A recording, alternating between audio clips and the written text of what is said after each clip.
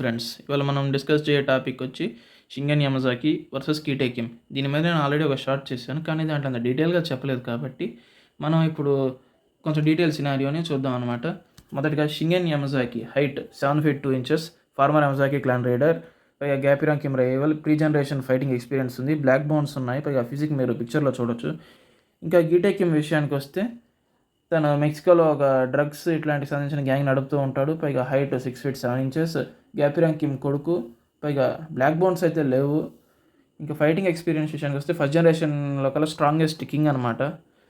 ఇప్పుడు నేను ఈ కంపారిజన్లో వీరిద్దరి ప్రైమ్ వర్షన్స్ని తీసుకుంటున్నాను, అనగా ప్రైమ్ షింగన్, ప్రీ జనరేషన్కి సంబంధించిన prime Shingen versus first generation యొక్క కింగ్ ఆఫ్ సియోల్ కీటేకిమ్కి ఇప్పుడు ఫైట్ జరిగితే షింగన్కి ఉండే అడ్వాంటేజెస్ ఏంటంటే డిఫెన్స్. తన బ్లాక్ బోన్స్ ఏవైతే ఉన్నాయో అవి మన కీటే గొడ్డలి, అనగా మన కీటేకిమ్ ఇట్లాంటి ఫైట్ జరిగినప్పుడు ఖచ్చితంగా తన గొడ్డలి వాడే అలవాటు ఉంది కాబట్టి ఆ గొడ్డలి ఏదైతే ఉందో అది మన షింగన్ మీద పని చేయదు.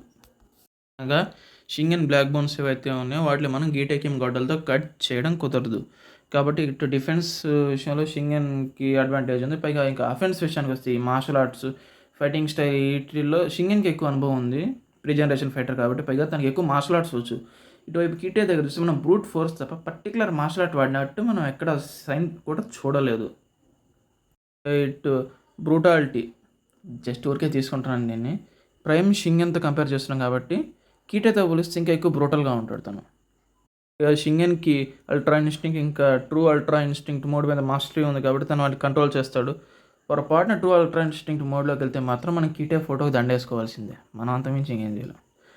ఫైనలీ ఈ ఫైట్ యొక్క winner the almighty Shingen Yamazaki. మీకు కానీ వీడియో నచ్చినట్లయితే లైక్ చేసి ఛానల్ని సబ్స్క్రైబ్ చేసుకోండి. ఇలాంటి మరికొన్ని వీడియోస్ ఫ్యూచర్లో అప్లోడ్ చేస్తాను.